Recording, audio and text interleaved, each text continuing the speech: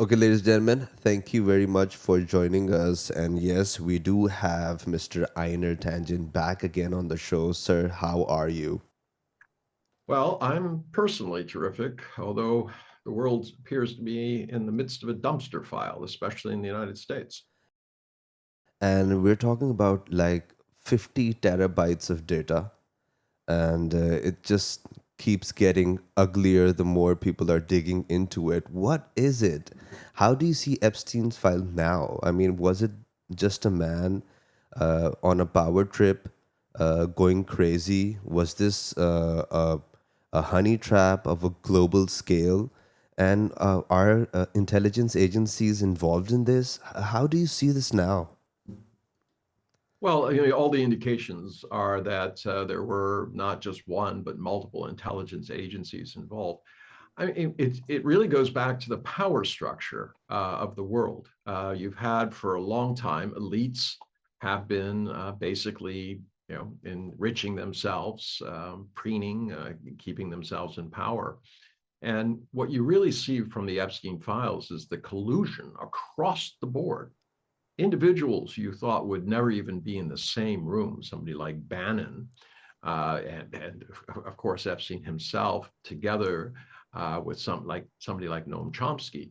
I mean, this just kind of blew my mind. I have tremendous respect for Noam Chomsky. I have always liked his very reasonable voice and approach to things. I thought there was a lot of things that he unpacked that needed to be discussed.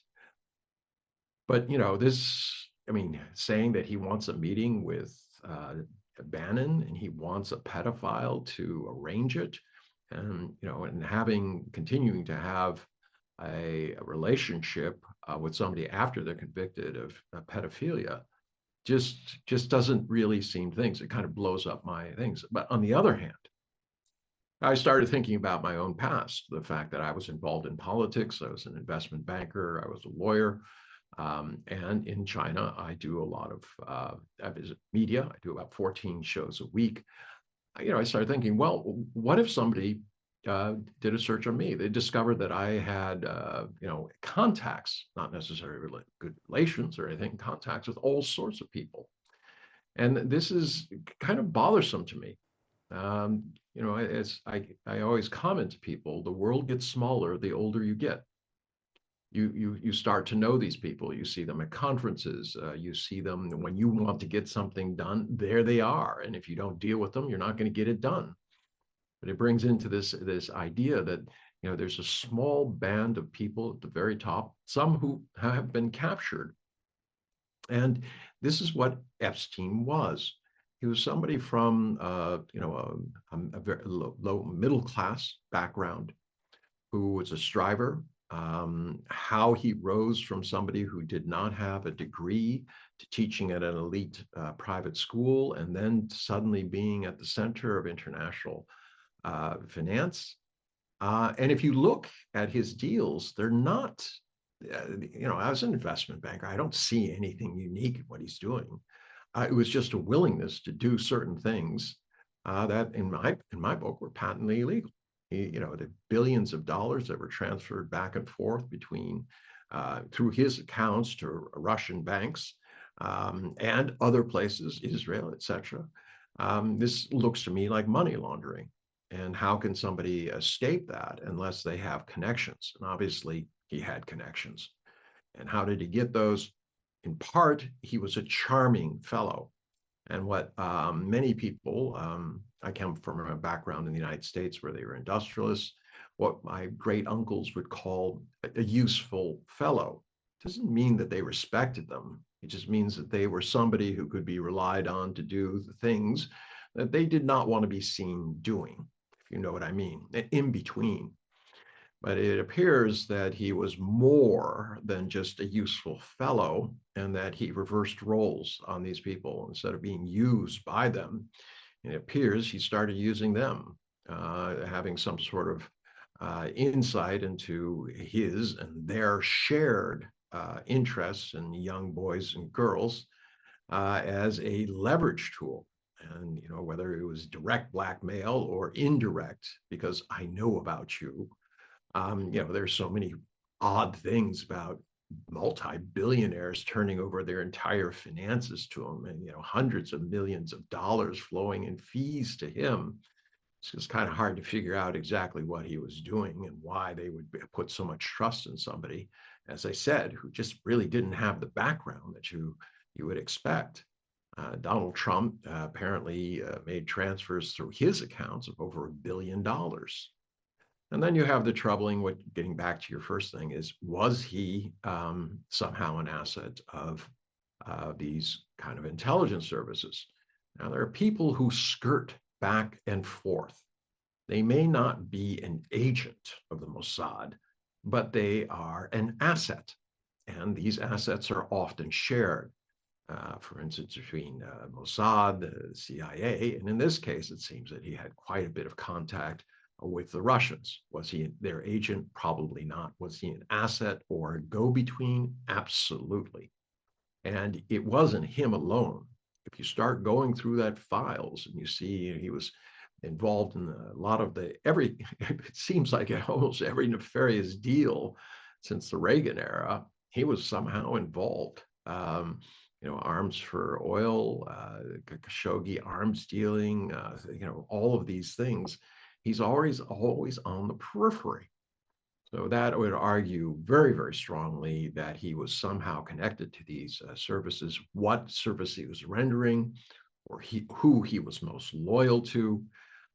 The constant one that comes up, of course, is Israel. He was donating to right-wing political Israeli causes. He was definitely a Zionist. He was in touch with the former prime minister. They were doing business deals together.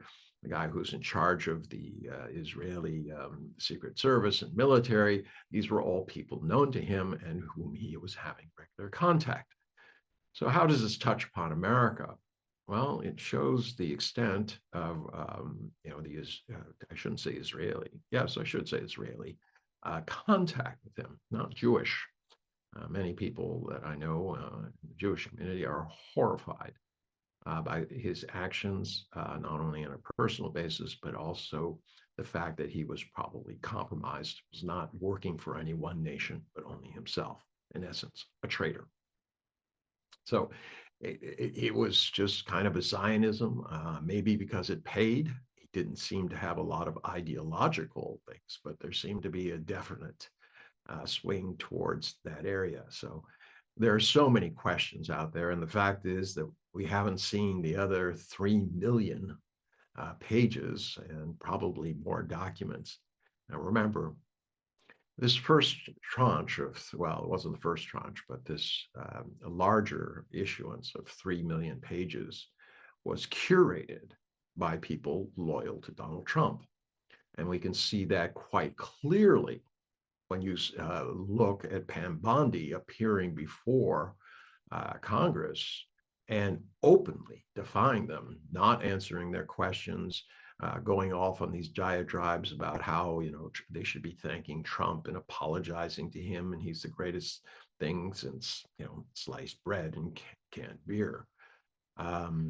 Just complete open defiance. She is probably going to leave fairly soon.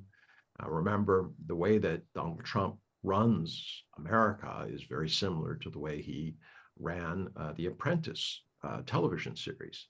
He surrounded himself with people who look the part, even if they don't have the experience or temperament or qualifications. And they're expendable. Pam Bondi's gone tomorrow. What happens? Yes, she gets a gig on Fox News or Truth Social or something like that.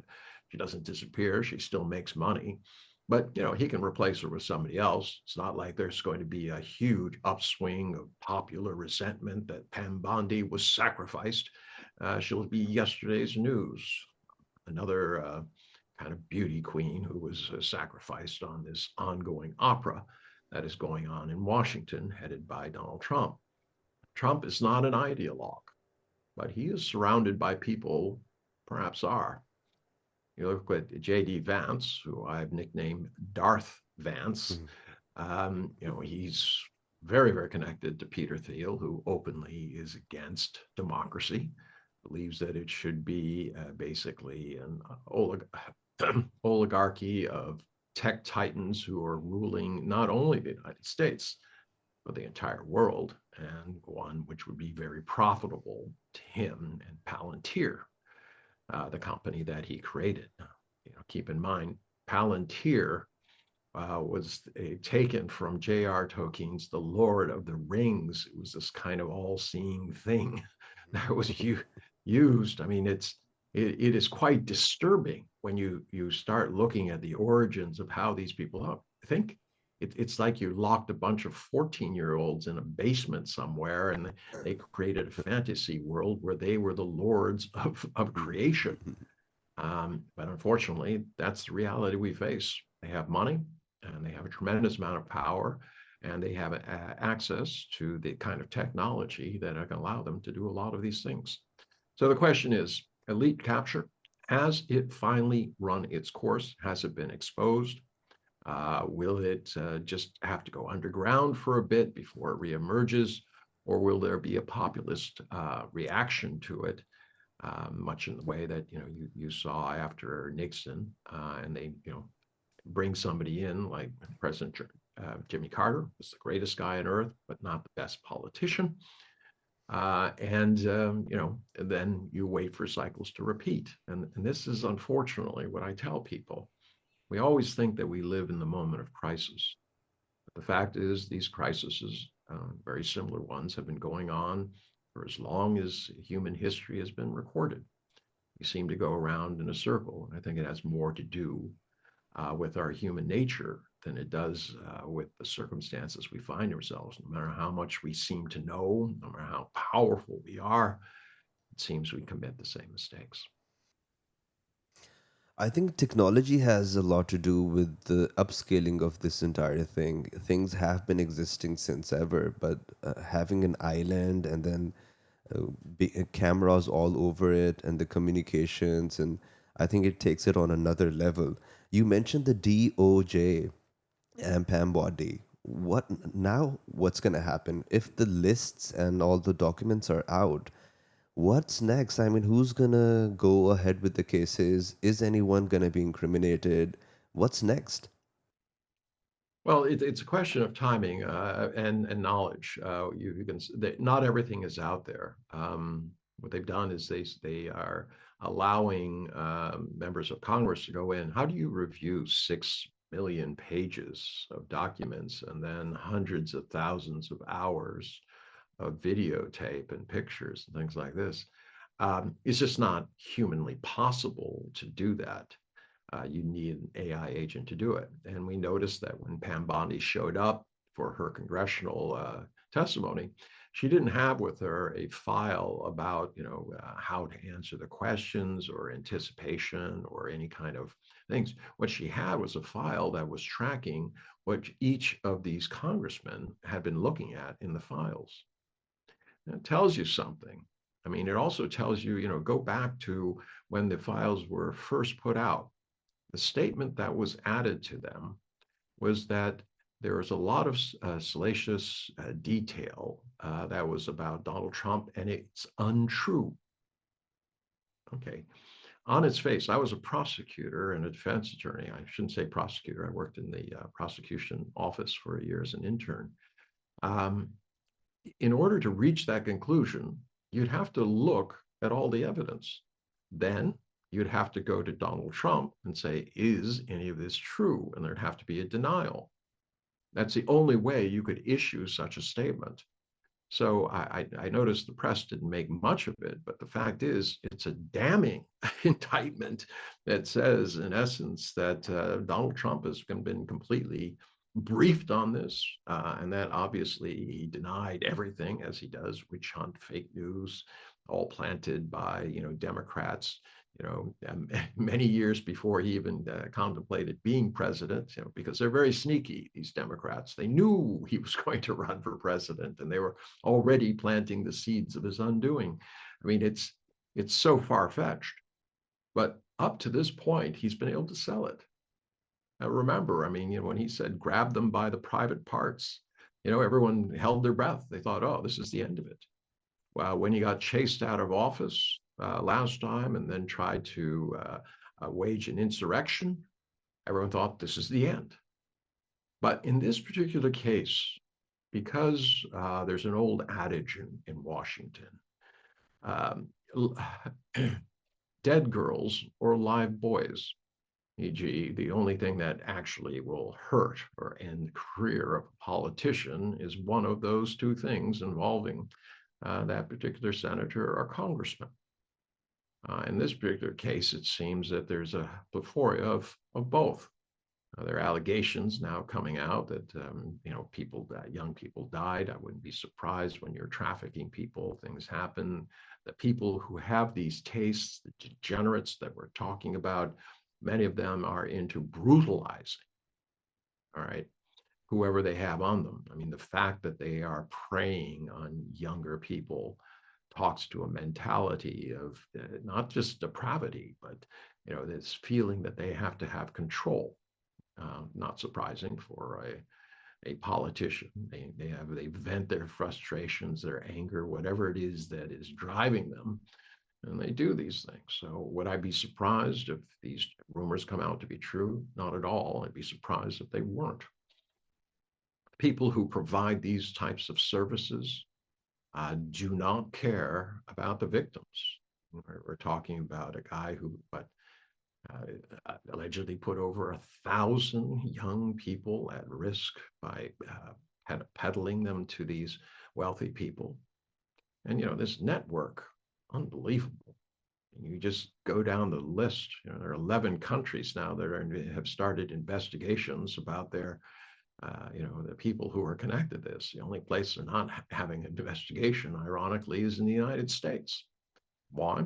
Because politics has taken over the functions of the bureaucracy of government itself. This is creating a reaction. You can see it already in the polls. The most recent one that was released by Pew three days ago, I believe, indicated that across the board, Trump is down. Mostly, though, in his Republican side, things have started reversing. More people are against them than for him. And this is going to continue, especially as the economic bad news, which he was elected to undo. Remember, he constantly criticized Biden. He'd say, look, don't tell me about the numbers, everyone's suffering. Now he's doing exactly what Biden did, claiming that the economy is just doing terrifically, even as over 50% of Americans are in a position where they're one crisis away from potentially being homeless or already homeless. So, America is in a fragile position. The elites are not listening, and change is in the air. And this time, I think Donald Trump will not be able to worm his way out of it. There's just too much scrutiny, there's too much evidence, and it's being dripped out slowly. From a political point of view, we used to run elections. When you have bad news, it's like ripping off a Band-Aid. Don't do it slowly. Get out in front of it. Put everything that out there, try to overwhelm people with everything and just say, look, this is part of doing business. I have mistakes associated with a few wrong people. But, let's get back to the real issues, American people. Whether you mean it or not is another thing. But in general, you do that. Instead, he has opted to try to delay, to barricade, to put up all sorts of fences to try to keep this information. And what it's doing is it's dribbling out slowly. Now, this definitely helps the Democrats. But if you start looking at the Democrats, my goodness, they're completely divided. They're actually attacking each other. The idea of woke culture is now back in fashion. People say that, we just don't have enough pronouns. If we just had more pronouns, maybe, people would be able to eat and they wouldn't lose their homes. I don't think that's resonating, but it's something within the party which is, now making a resurgence, despite the fact that in the last political analysis didn't work. This is Kamala Harris, she wasn't able to sell this to American people, just like she wasn't able to sell that I'm the good guy, he's the bad guy. With Trump, she failed to identify what the main concerns of Americans were and how she intended to address them. She had that moment when, on the surface, she seemed to win the debate with Donald Trump, but actually it was a massive failure. That was her one opportunity to define herself. She wasn't willing to go against the Biden agenda, which was not really an agenda, it was a default, to say how she would be a different president and address the concerns of Americans, uh, especially people in the independent Democrats. She wasn't able to do that. Forecast that she would lose simply because she wasn't looking at the bread and butter issues. The one truism in America is that people vote with their pocketbooks, except in very rare circumstances, right? And, Nixon was one of those. And I think we're looking at a Nixon moment coming in. But the problem is, who's going to emerge from the Democratic, the 12 apostles, as I call them, the 12 um, individuals who are vying to be leaders. They have their pluses and minuses, but very few of them have articulated anything that resembles something that the party and independents who are necessary to elect the president and the party that supports him or her in an effective way. So right now, America is drifting and it has a crisis, but it doesn't have a direction. The world is at a place where any conspiracies could land very safely. I mean, very wide open. You know the American system inside out. Whose job is it? The DOJ just let the files out, but whose job is it to, from the American system, to investigate these files, take a list of people who were involved, and what's next? Okay, so this is a little bit different. Supposedly, the Department of Justice is supposed to be an independent agency. It's run by the Attorney General. It's a cabinet position, consent of the Senate. It's supposed to be, as I said, somebody completely independent, but they've been captured. Obviously, when Pam Bondi is screaming about how Donald Trump is the greatest thing in the world, and the market is up, and why are we talking about Epstein and things like this? She's fairly partisan, and she's torn away this mirage that somehow she's acting on behalf of the American interests. So it's Department of Justice that has the responsibility. But in this case, she was not exercising her responsibility. So there was a bipartisan move to pass a bill demanding that she release these documents. The idea was once the documents have been disclosed, that the Department of Justice would have no option but to begin investigations. But what we see here right now is complete defiance by her. I don't think, regardless of whatever is released, that she will begin an investigation, or if she does, that it will be fair and impartial. And I think that's the perception of everybody involved who doesn't, believe her blanket statements that there's nothing to see here. I think it's very, very hard and increasingly harder for the American public to believe that the Epstein files were just made up by the Democrats or people who dislike Donald Trump because of how long it's been going on, the close association he had, the thousands of mentions of his names, the pictures depicting him very close with this guy, contradictions in his testimony, contradictions in the testimony of people around him. All right. This is, it's a burning fire. And there's so many donors to him, and also individuals from the Democratic side. As I went before, the question is going to arise at some point. Well, you Democrats had these files. Why didn't you disclose them? So this kind of self-righteousness on behalf of the Democrats, saying we're finally bringing to light all these horrible things. Well, unless you're fairly new, right? you are implicated.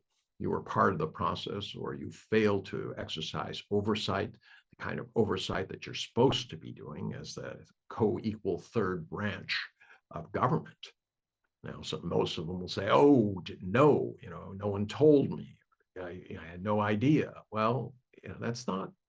It's not really an excuse, is it? You're not elected to be an ignorant, you know, stooge of the administration. You're there to protect your constituents, and if you're not doing it, it's time for somebody else. So you could see some primarying within parties themselves. The question is, can they come together on a cohesive plan that actually addresses America's needs? America's needs do not center around the Epstein files. They center around bread and butter issues. The Epstein files just show the extent to which elite capture and elite selfishness has and debauchery has basically taken over the system. So we'll see. In terms of what happens after this, my guess is that there'll have to be congressional hearings after the midterms, right? Unless the Republicans realize that this is a dumpster fire that they need to get away from. And you've already seen some defections. If they switch over and go against Trump based on the idea that he's finished, remember, Donald Trump is not well liked. He's feared, but he's not well liked. Even his own cabinet, if you start arranging what things that Vance said about him, about Rubio said about him, about his Hexeth, etc. All these people said and just incredibly, truthful but damning things about him before they joined the team. Now they can't say enough sweet words about him. So that for Americans, this will show that the people who do engage in this, I don't know, the best way of describing it would be ass kissing, are not trustworthy. And hopefully, this will damn that entire group out of the political process. Not that there won't be others, the same kind of ideas willing to replace them. It's just perhaps sending a message that this type of thing can be reversed, that the American public will take so much before they realize that they're being duped. The old saying, you can fool some of the people all the time, all the people some of the time, but you can't fool everybody all of the time. And this is the moment that we are arriving at. And you see that clearly in the polls. You see, the public debacle that is going on and will continue to go on. This isn't the last part. They'll be calling her back, and they'll be calling others in the administration who will give their kind of blanket. And somebody asked me, he said, well aren't they afraid? Mhm. Aren't they concerned? I mean, they're in essence breaking the law. I said, yes. But what did the Supreme Court basically said? The president is immune as long as he can justify it as an act of government. It doesn't matter if it's right or wrong. If he says, well, he talks to one cabinet secretary and says, you think this is a good idea? Oh, okay. Well, then it's government. He can't be punished. But what he can do is pardon everybody. And he's done it. I mean, the Capitol rioters, many of them now who are being convicted for crimes, ironically, for child molestation. All right, these were the people who showed up in the Capitol complaining that the Democrats were running a pedophilia ring where they were eating children and sacrificing their blood. Right, the Pizzagate issue. Now it turns out that the people who showed up in Washington were pedophiles themselves. What does this say? Donald Trump was able to, to actualize a group of people on the extreme fringes, angry people who attacked the Capitol in an effort to derail the transfer of power. For some reason, that didn't stick in the American mind, mostly because the people who followed him, like Biden, couldn't produce anything. In many essence, they put a nicer face on the same policies, but these policies haven't addressed the issues. And at some point, people are going to, as I said, they're going to go back to why didn't Joe Biden release these? Did he not have this information? Weren't these 6 million pages? I mean, were they just ginned up in the last year? No, they've been there since 2007 when people were making allegations. You can actually go back to in the late 90s, allegations were made, and yet they were ignored repeatedly. And this is where things are, the rubber hits the road in the sense that the American people are going to see that there's been a long time abuse and willingness to cover up and give special favors to people like Epstein. His, the guy Acosta works for Donald Trump. He was the one who cut the special deal. Is that a coincidence? Well, I mean, maybe it is. But on the other hand, it also looks like he was keeping somebody close who was intimately involved in a cover-up. And this is the perception in this case will be stronger than the reality, but the reality stinks, and the perception is that there's something really wrong here. Something is rotten in the state of Denmark, and it begins at the very, very top. A rottenness, a stench, the debauchery, the self-interest, self-dealing. Then you have Trump's own, massive grab for cash globally. Getting these countries and individuals to pay him off. Now he's trying to get the U.S. government to give him $10 billion for, in essence, a crime he committed. What he did is he didn't pay back loans, and then he declared them as a loss. It goes the other way around. Mm-hmm. If you don't pay back loans, it's income, okay? But he declared it as a loss, and that has been questioned and continues to be questioned, and there's a settled case law on this, yet he has never been brought to a point because he got into government and prevented it. I mean, if this is the way it's going to go, America has become the antithesis of what it's stood for. It has become the third world country that it always denigrated. A populist president who delivers nothing and takes everything that isn't nailed down, is completely corrupt, supported by a group of elites who are only self-interested in their personal gain and proclivities. I mean, come on, if I describe that to you, everyone say in America would say, well, tut tut, they need to embrace liberal democratic capitalism, or they will never be like us. Well, like us no longer has the same meaning. Like us in America now stands for the lowest of the low. We are not leading by example. We're showing our frailties of an egotistical nation that has spread lies and hypocrisy over the ages, that we've been in control and taking things from others, whether it was the American Indians to begin with, or the other countries that we fought with or bought land from.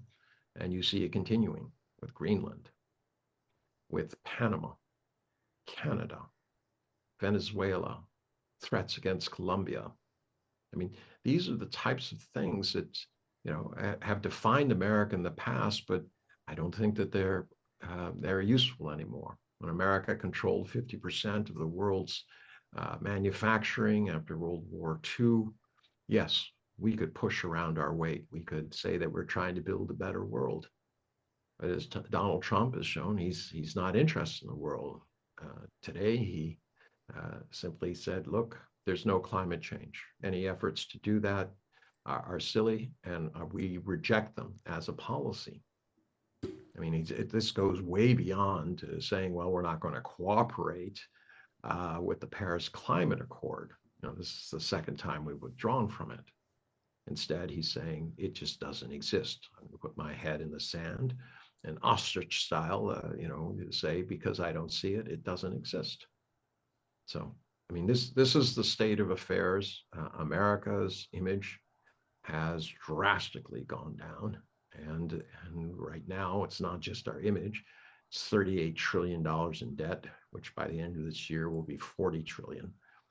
A budget that includes adding another $500 billion to the military budget at a time that we are taking away the social services and our commitment to the rest of the world. More bombs and guns aren't going to solve the issues. They're going to exacerbate the problems. But yet we're barreling down this path, which seems to lead only to a cliff over which the end we do not know. Help us on this small technical point. Now that the documents are out, can't other American investigation agencies jump into it on their own? I mean, should this be left on the Congress and the people alone to go through these files? Other investigation agencies, can they like jump in and start their own investigation? Sure, they could if they weren't controlled by the executive. I mean, Donald Trump has, as you saw, and continue to see, he's trying to make sure that every single entity, even if they were supposed to be independent, like the Federal Reserve, right? He said, no, that's mine. You do what I tell you to do. He doesn't brook any kind of opposition. Um, Being put in a position of power is simply whether you're going to do exactly as you're told. And we can just see this in the yesterday. They hired somebody from the DOJ, or they promoted somebody within the DOJ to handle cases, and then they immediately fired him a few days later. Why? Because he would not consent to putting his law license on the line by pursuing cases that had no merit. If you look across the board at the number of cases, this is the most litigious president in history in terms of cases that he's brought against political enemies, against everything in sight, and cases brought against him and his administration. But you start looking at the judicial reaction to this, it is telling. It is overwhelmingly that this president has exceeded his authority constitutionally and legally, and that that they reject him. Now the question is, the Supreme Court is only recently shown any indication that they weren't willing to back him to the hilt.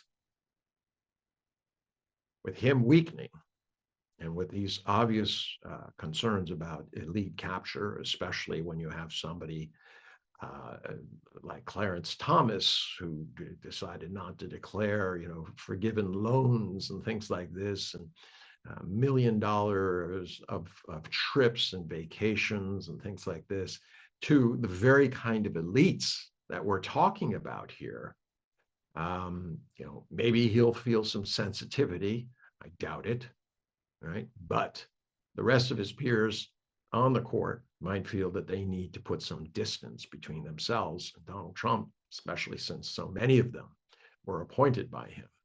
He thinks that that buys personal loyalty.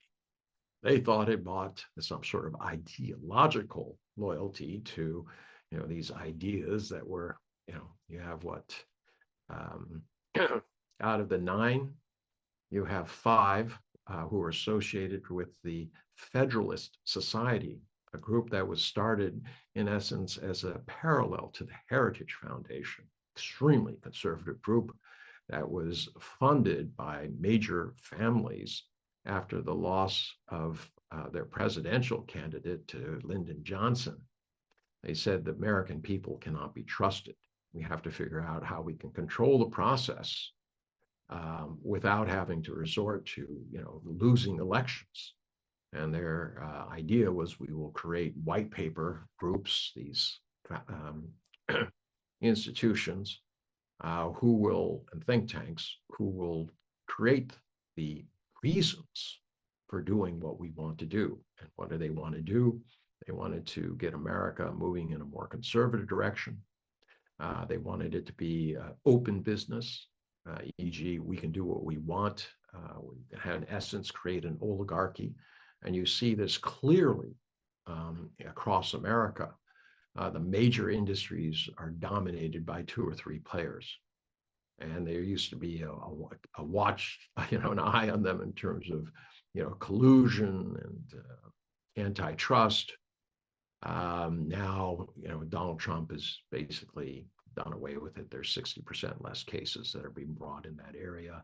He even went so far as to say, well, we have an Anti-Corrupt Practices Act, which says you're not supposed to bribe your way into getting contracts. He says, well, during my administration, there will be no enforcement of this, leaving companies to decide whether they want to take the risk on the statute of limitations, which is 5 years for the kind of federal stuff that they would be involved in, as to whether or not they wanted to use bribery as a means to get what it is that they wanted, especially in foreign areas. So you have a complete breakdown of the rule of law. So these other entities, guess what? They're all controlled by the government. That's on the government side. Any individual who pops up and says, well, I feel it's my duty to do investigation, the only thing I can guarantee you is that person will be removed within a matter of days. And somebody who is loyal to the administration will be put in, and nowhere better example of that than Pam Bondi. All right, just imagine when she's gone, who they put in. The only litmus test is, will you do my business and take care of me and protect me? Anything else I don't care about. But those types of people are generally not good at protecting you. They have no ability. And as I said, the only thing they can rely on is that you will hopefully pardon them so that you do not have to do any hard jail time. And then they can go on, like many have, onto Fox News or some other conservative entity and continue to earn money. This is actually one of the most powerful things that the U.S. That the conservative movement has done, is that they take care of their own. If you're on the Democratic side, all right, no one's taking care of you after you get out. You have to figure out what you're going to do. So if you're forced out, there's nothing there for you. You don't go on CNN as a disgraced Democrat. Okay. What you do is you can go on as an anti-Republican or something like that. But yeah, they're not interested in the same way that you don't join a think tank. You're basically, in essence, a pariah, and people don't want to touch you. But on the Republican side, they're very, very good at making sure they take care of their own. Whether it's you join some organization. I mean, the previous congressman from Green Bay, right, who was head of the anti-China committee, literally is named anti-China. Where does he wind up? He's working for Palantir. He needed more money. Congressmen don't earn that much. He didn't come from a rich background. He wanted to cash in, and he has. I'm sure he's doing very well financially. In terms of what he does for the Palantir, I have no idea. I assume they hired him because of his connections or his ability to navigate the Hill. He didn't have that much experience, but once again, this is an example of how, if you join the game on that side, you're going to be taken care of, and whatever that means. So another thing I want to comment on is this bleeds over into America's approach to the world. And somebody was asking me, he said, well, what is, Ukraine, how is it that, money's leaking out? Afghanistan, there's all this money missing, things like that. I said, it's become standard operating procedure. What you do is money is allocated to a country or things. And what happens is they know that there's going to be a skim. And, it's very loose. So it's easy to take money. But what happens when you do that is you haven't bribed anybody, right? It's local authorities who've compromised themselves. Now, of course, you know exactly who took what and how much. And now you own them. They have been captured. And not only have been captured, but they become addicted to the skim. They have their own pyramids of power, and here's a source of money, and they can grow because they have this money. They can enlist more people on their side. So it becomes a kind of perpetuating thing. So, I allow the skim, and then later on, I can be shocked and dismayed. There's corruption going on. It's kind of like that old line from Casablanca, where the police chief says, "I'm shocked. I'm closing you down, Rick. Why? I'm shocked. There's gambling going on in Casablanca." And the head croupier comes up and he says, "You're winning, sir." He says, "Thank you." Puts them into his pocket. This is the kind of way that America operates their foreign policy. But it goes back to this kind of, I don't want to say moral, but there's absolutely no floor. America has made concerted effort to try to paint itself as a moral leader in the world. Today, that it doesn't exist anymore, but in the past it did. But when you start seeing things like this, like what's happening in Ukraine, what's happened in Afghanistan, in Iraq, Israel. I mean, South America. Basically, there really isn't any place we haven't touched. Um, and you realize who was profiting from this and the connections between the elite, right and left. Then you start to doubt the system, and we're at that point. The question is, where do we go from here? Bill, Oh, one yeah, thing in yeah. terms of trying to get some clarity, I would expect that there will be lawsuits launched on behalf of nonprofits, political uh, entities funded by political side Democrats. The Congress will probably start initiating action. The interesting thing here is they can initiate action. They can fine Pam Bondi for being in contempt of Congress, but it's a fine. She doesn't care. She can resign tomorrow. All right. The fines don't apply to her. I mean, they may apply to her individually or to the department, depending on the ruling. But she can resign, and then Donald Trump says, "Oh, I give you a pardon. You're scot free." So she only owes the fines that are personally against her, and all the rest of it goes away. And the next person comes in. They find the department. They think Donald Trump cares. They fine him $1 million a day. That's only 365 million a year. That's nothing to some guy who doesn't believe in in any kind of fiscal responsibility. So yeah, I would expect most of the action to be there. There's a real question coming up. How far can the judiciary go in terms of reining in the executive power? So far, he's obeyed direct orders, right? Court orders.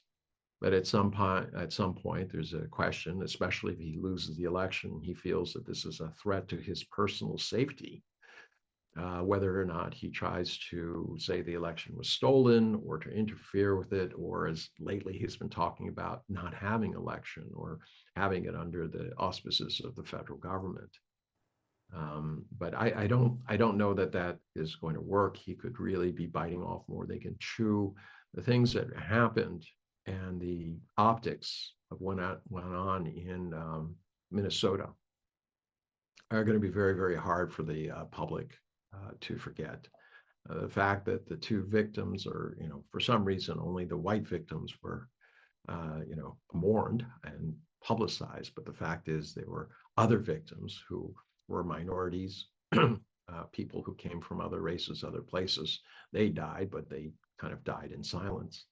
But because you had the white mother of a child, guy who was a nurse, and obviously both were executed by anxious or overzealous thugs.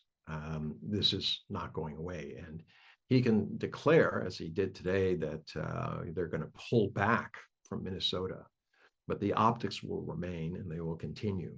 And if they go into other areas, now you have a template where local groups will band together. They will use what they did in Minneapolis as a means of resisting what they see as an unfair system, as a group of thugs who've come into the community and started exercising extrajudicial powers. I mean, the fact that these These guys are saying that they can enter anywhere and they can arrest anybody is not true constitutionally. It doesn't matter if you're an alien or you're an American. You're protected by the Constitution.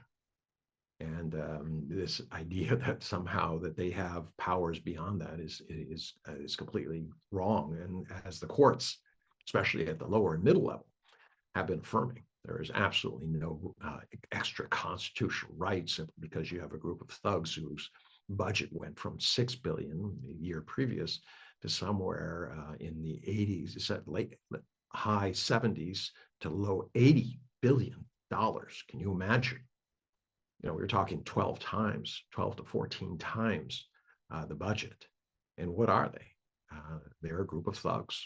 They're masked. They wear black. They exercise extrajudicial authority that's in contravention of existing laws. And Donald Trump says that they're going to have a big role, not only in overseas protecting the U.S. What does that tell you? He doesn't trust the existing Secret Service to take care of these people, to take care of the high value U.S. Officials. He's putting in his own thugs to do this.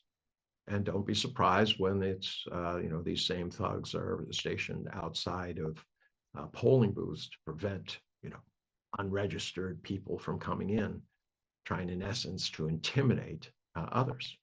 And this isn't something I'm predicting. I know it's going to happen. They've been hinting at that this is the way to prevent non-Americans from exercising their illegal voting acts, kind of nonsense that they've been creating, which they have no evidence for. So things are going down. It's going to go down for a while before there's some sort of epiphany, and that's probably if after the midterms, if in fact there is a clear majority of Democrats. At that point, it might be possible that Republicans, seeing that he is a wounded animal that is, threatens to take them down, because they're not ideological. It's all about getting reelected. They could turn on him, and instead of just an impeachment in the House, which is an accusation, they could take to the Senate. The question that has been saving Donald Trump is you can't get 60, you need 67 votes in the Senate in order to actually convict him. But the excesses he's involved in, not only legally, but in terms of his personal enrichment, there's so much there. They'd literally, they'd have thousands of counts against him. And maybe he thinks he could delay that for years because he could, in essence, try to have witnesses and things like that. And every one of these instances, which would mean, in essence, the Senate would not be able to do any other business. So he's making his own calculations. He could also just say, oh, enough of this. I am pardoning myself. That would not get him out of being thrown out of office as on an impeachment basis. The Supreme Court has ruled on that. But it gets him out of any kind of legal entanglement or responsibility for what he's done. The question is, does he resign and have J.D. Vance do it? I don't know. That would be the end of J.D. Vance's political career. Or does he just try to do it to himself? So, Bill Gates is one of the people who came out and responded after the second file dump. And what he said roughly translated to the same Casablanca movie scene that you just mentioned.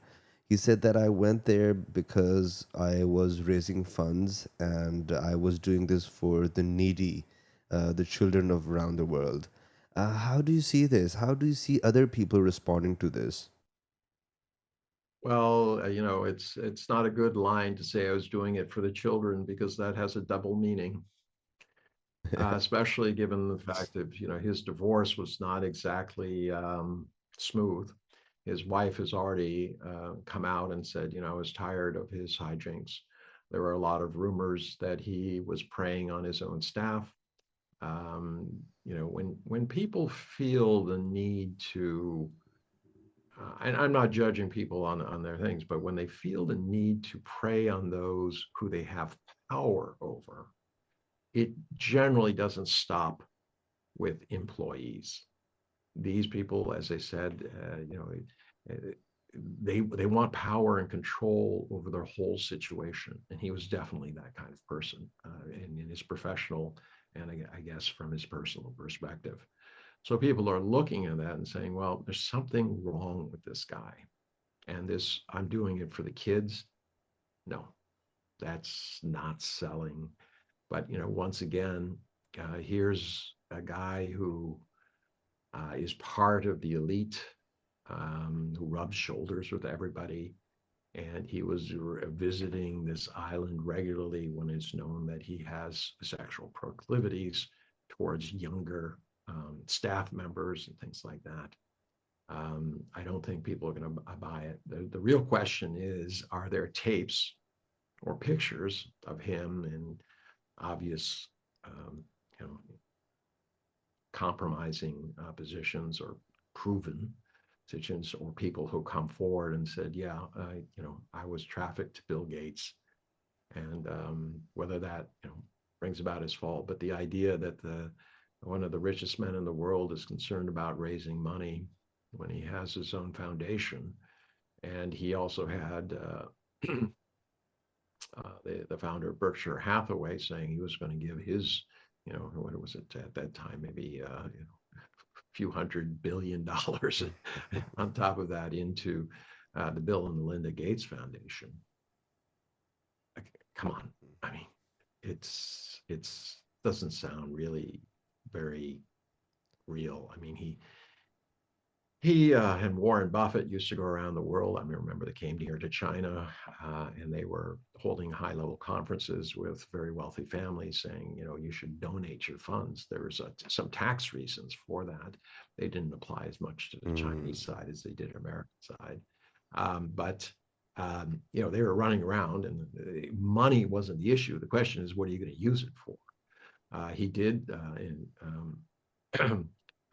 have this kind of anti-polio thing going, and he cooperated with other entities, and that seemed things. But then we find out that the anti-polio thing was also supported by USAID, and you had Obama who get up and says, well, we got to stop using USAID as a spy front. Because when you're sending out people to do, polio vaccines, of course, they're in every area of the state, including very remote areas or areas that are very sensitive. And they have a reason, we're helping, but they also have a secondary or primary motive, which is gathering intelligence and seeing things on the ground. So, I don't think anyone's going to dispute that Obama said that. But that was a glaring admission that we had, in fact, the United States had been using covers. Now, it was well known. Everyone knew that. I mean, what started out as a great program under Kennedy, this going out and giving back to the world. Very soon, it was being used as a cover for intelligence operations. And I had friends who joined the Peace Corps, and they said, well, we're trying to save the forest. And then there's always these guys who show up. They have no background in forestry or agriculture. They don't explain really who they are. I'm just Bob, they're like wandering around and, well, gee whiz, why are you here? So, we've been doing this for a long period of time, but to have an open admission by a sitting president that we need to stop doing that, very damning. So then the question then becomes, Obama was a part of this elite. Right? You can't scrub him out of it. The same people who are mentioned in there are also people that he knew and he was close to, and that his government was intimately involved with, his administration, I should say. So, there's this question about how much collusion was going on. I mean, you go back to, people say, well, why would, this is silly. He's the most, he's the richest person on earth, or damn near, right? He has all the money in the world. Why would he be colluding with the US? He doesn't need to, right? Wrong. He was very much attached to the future of Microsoft. It was part of his legacy. Now, you go back a bunch of years and you'll find that there was a huge antitrust case that had been building for years against Microsoft because it does have a monopoly, funnily enough. And there was, every reason for the Department of Justice to enforce these laws. But 3 weeks before the trial, or just shortly before the trial was supposed to go, they suddenly got a slap on the wrist of a few $1,000,000 fine, right? And some terms, but nothing breaking up the monopoly. And there was tremendous speculation repeated over and over the years that in return for this case disappearing, they gave the backdoor keys to Microsoft Windows. Oh, why is that important? It's not only Windows, it's also Microsoft Word, Excel, etc. So the US, remember, over 98% of all the internet traffic in the world, where does it go through? Just a few miles away from Langley, Virginia. Yeah. The US created the internet in many ways, and it's monopolized, and the traffic goes through there. So you have the means to intercept information. You have the back door. Gives you a tremendous advantage globally to know exactly what people are doing, what private companies, what governments, etc. It's one of the reasons in China and in Russia they say no, no, no, no Windows. All right, no Microsoft. Um, did this relationship carry on? Well, once you're in the pocket of the government, they're not really anxious to let you go. And if they need another favor, there's always something that you can do in return. And this is exactly what we're talking about. People have not put together the mind map of all these people. What did they get out of it? What were the relationships between them? I mean, with AI, you can now map out, you can take that 6 million pages, and you can also take all the videotapes and everything like that. You can assemble them into a timeline. And then you can start addressing what were these people doing at that time and what happened after these meetings. I mean, it's explosive. All of a sudden, you have context, massive, detailed context showing that after 2 meetings with this guy, all of a sudden this guy contacted that guy, and all of a sudden this guy got something, right? I mean, this is one of the dangers of AI to governments, and one of the reasons they are very, very interested in controlling it to the best of their ability. And that means, in essence, colluding with those who are creating it. The United States was very happy with the idea that there would be these closed systems, operated by OpenAI and Google and things like that, because they have their fingers in these groups. So if they're closed, well, maybe we can help them, put a better, idea about America in there. So when, people are searching, well, it comes up very rosy. America's doing wonderful things. And if you go onto AI and you try the different ones, you'd be amazed, right, at the differences in answers that come up. And some consistently tend to shade their their views of the United States and towards others in a negative way. In the U.S., it's positive, but in many other areas, certain AIs, if you ask them about China, it always comes back negative. Doesn't talk about the progress. It just talks about potential problems, rumors. It's understood that the State Department has said many accusations, individuals. So the possibility of manipulations were great. And then China came along with its open library. And all of a sudden, first off, the valuations of the closed system went around. That was a rentier system. I own the AI, I own everything, and therefore what you do is you buy from me. I control the information, I control what goes in, I control what goes out. And you're going to pay me for that. And what China's done is forget that. We have an open ASICE, DeepSeek. It's free to anybody. You can take the essentials. You can you can do your own large language training model. All right. You can decide what information is going in. All right. And therefore try get answers that are particular to your assumptions and to the information that you put in. You can also police the veracity of the information that you're going in. Because remember, garbage in, garbage out. That still applies. Everyone talks about algorithms. Well, algorithms are great as long as they have clean data. True. If they don't have clean data, or they're making it up and adding that data to things, yes, they will go crazy. They will hallucinate. And that's one of the things that people don't talk about is that we actually have to have clean data if we're going to get clean results, useful results, results that we can rely on.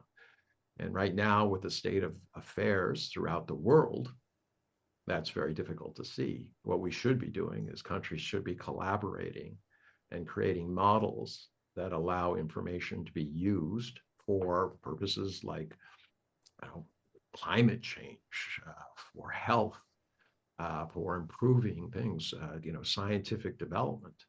Yes, there are concerns about privacy, individual, and there are concerns about national security. But the utility value, the the privacy, and the state. These are three entities, and you can create systems that, in essence, balance these so that you can get the benefits without having it. I would argue that, unfortunately, privacy is dead. I argued that more than almost 50 years ago. No, not 50, 45 years ago. I was on the American Civil Liberties local board and was a state rep. And I said, look, you guys talk about privacy, but we're entering a new age. That was the beginning of the internet. I said the internet will facilitate amalgamation of huge data sets and things like that. And governments will have access to that and the information that you're using on your, whether you're using a public facility, like computer, or a private one. There are benefits and there are dangers. I said, but in essence, talking about privacy in the old sense, in the legal sense, is gone. You have to really concentrate on the internet and what is happening there and the changes that are occurring. And they did follow up on that. I mean, it's a huge issue. In fact, there are other places. I was in Wisconsin. There are other places that were looking at this. But I said this has to be a concerted effort. But since that time, I've come to the conclusion that there really is no privacy. We looked at the Snowden revelations, and you can see quite clearly that we are everywhere. And remember, Snowden revelations were many years ago. Now it seems strange, and things have become much, much more sophisticated. What they have to call a zero exploit, e.g., you didn't do anything, you didn't download anything.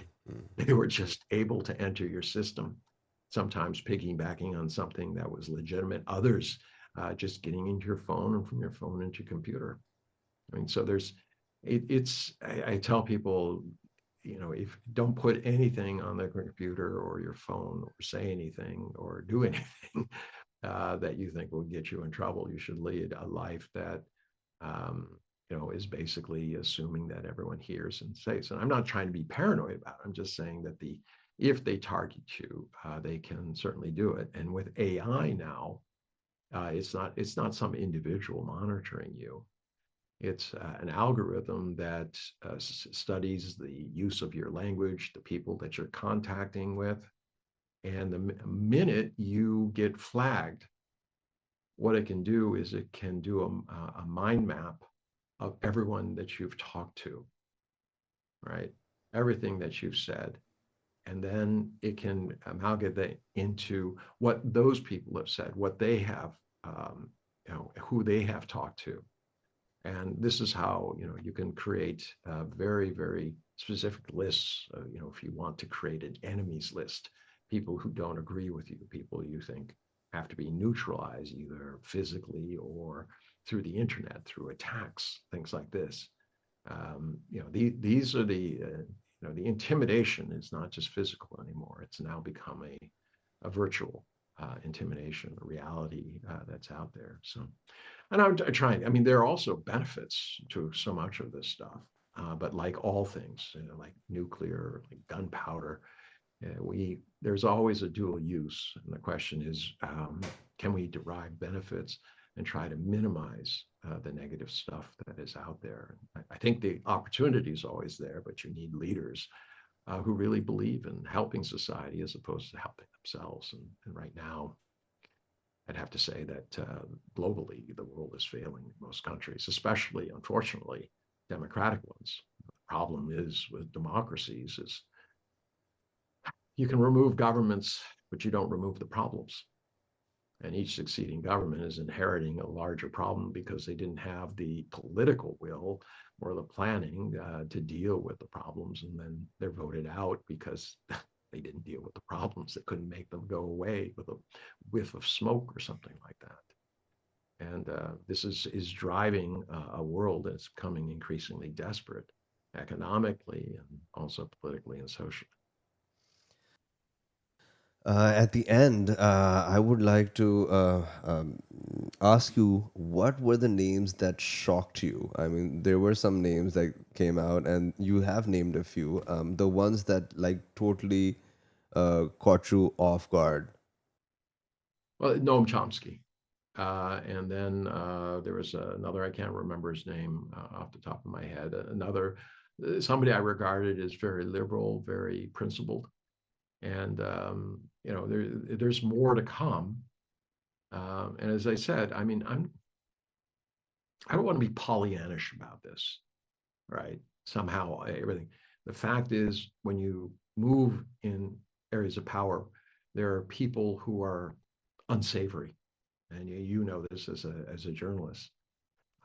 You're forced to deal with them. The question is, what were these people involved in?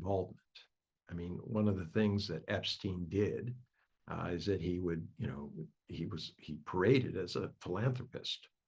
I think it was to gain entrance into these different circles. Remember, he was much more on the Democrat side than a Republican, although he didn't care who he's dealing with. But his power base was mostly on the Democratic side, which is obviously one of the reasons that they weren't forthcoming in terms of putting these papers out there in the first place. Why are we waiting for Donald Trump, right? Why are we waiting for him to disclose these things? The Democrats had this stuff many years ago. They could have chosen to put that out. So I would say that what is amazing is the conspiracy of silence on the Democratic side.